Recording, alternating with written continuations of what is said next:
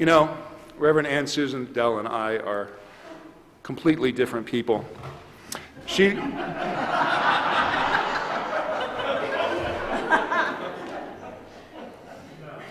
Yeah, serious. She loves gardening. I hate it. She's a great photographer, and I don't even own a camera. She loves her dog Tilly, and I tolerate Tilly with some affection. I'm a man, Ann's a woman. I'm a bit taller and a bit younger, and the list goes on. But we also have some stories in common. And one of these stories we share could be entitled, Doing Time Unexpectedly in the Hot Kitchens of Summer Camp.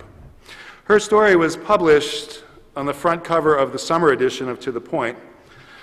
The story goes that when she applied to be a camp counselor, she was too young, she was only 14, but the camp director offered her a job on the kitchen staff.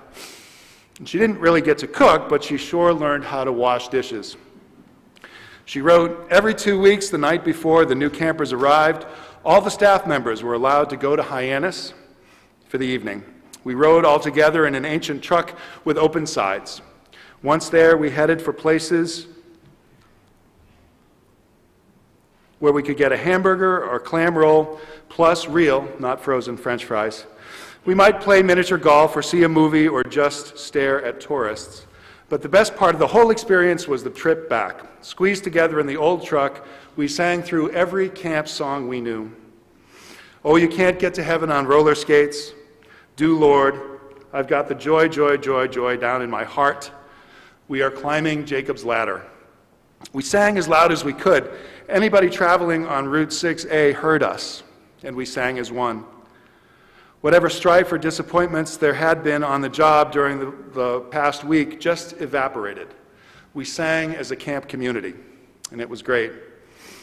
Although, this is Ann speaking, although many of us here at QPCC learned these songs in different places, I think we all really miss them from time to time. So I thought Rally Day this September would be a joyful noise Sunday when we could get to sing without apology or embarrassment all those old, wonderful songs. My story was not entirely different from Reverend Ann's. I was hired to be the program director at a summer camp called Pilgrim Point in Alexandria, Minnesota. And it was an odd job. I was sort of the camp nurse because we didn't really need an actual nurse in those days. I was nominally in charge of the waterfront staff, even though I could only swim enough to save my own life. I acted as the director when the director was leading overnight canoeing expeditions. Much of my time, if you can believe it, was running the ropes course and the climbing wall, lighting fires, which I liked, and tie-dyeing, which I hated, and singing around the campfire. It was during one of these expeditions, when the director was out of town, that the camp cook disappeared suddenly in the middle of the night. It wasn't anything nefarious. She just packed up her stuff and went home, leaving us without a cook. I remember an early run to the camp office to pick up my keys and my whistle, and noticing that nothing had been done to prepare breakfast for the 200 kids that were there. The cook had skipped town. Think, Peter, think. What do we do? What do we need to do here? Scramble some eggs, pour some juice, French some toast, and thus I became the camp cook for the rest of the summer. I went at it with much more enthusiasm than skill, but the kids were fed by the end of the summer, and I figured I had done my job. Ann's singing experience was perhaps more innocent than mine.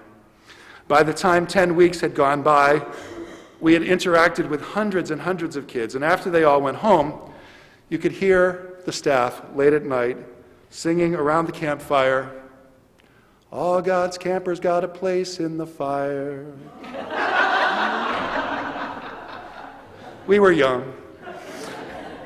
I'm sure that many of you know these songs and have had similar stories about how you learned them. They bring with them a sense of nostalgia to those who grew up with them, and a sense of complete mystification for those who didn't. And I know we have both of those groups represented in the house this morning. These songs and others, such as Arky Arky and We Are Climbing Jacob's Ladder, also served to teach kids Bible stories. Camp was a formative experience for me, and I didn't do much camping as a kid, but as an adult, I did a lot. I actually counseled summer camp until I was 49 years old. And by that time, I wasn't doing the ropes course or tie-dyeing anymore. I worked at an arts camp where we wrote and put on an original biblical musical with 40 middle schoolers in a week. So they would get there on Sunday, and we would pick out a Bible verse, and then we wrote words and music all week. And we'd put on this musical on Friday night. And I was in the band. It's cool to be in the band. During these camp sessions, the staff, who were all singers, would gather together and walk around from cabin to cabin at night, singing each group to sleep.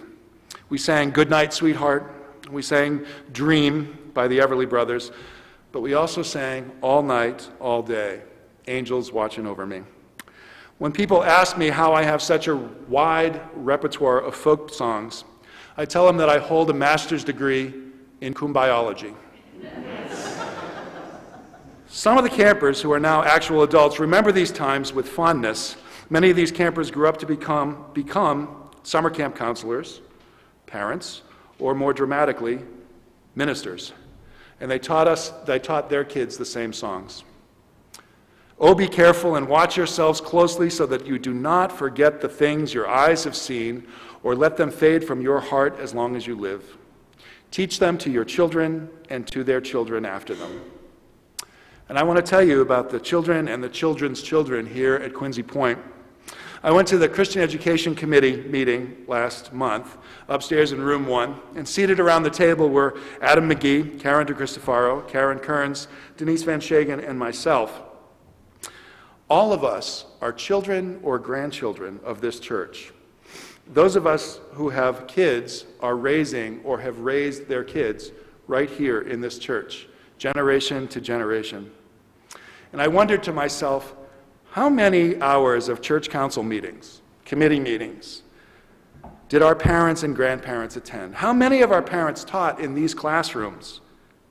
How many events like fundraisers and concerts and church fairs did our forebears show up and work for? How many basketball games? If this church did nothing else, it would be enough to love and nurture our children and youth the way we do here at Quincy Point. Bless the children for their openness to learn and participate. Bless the teachers who come each week and use their gifts and skills, many of which they picked up right here in this same church building, in these same classrooms. And bless you, faithful congregation, who has supported and loved its children from generation to generation. For these and all your gifts, we sing your praises, O God. Amen.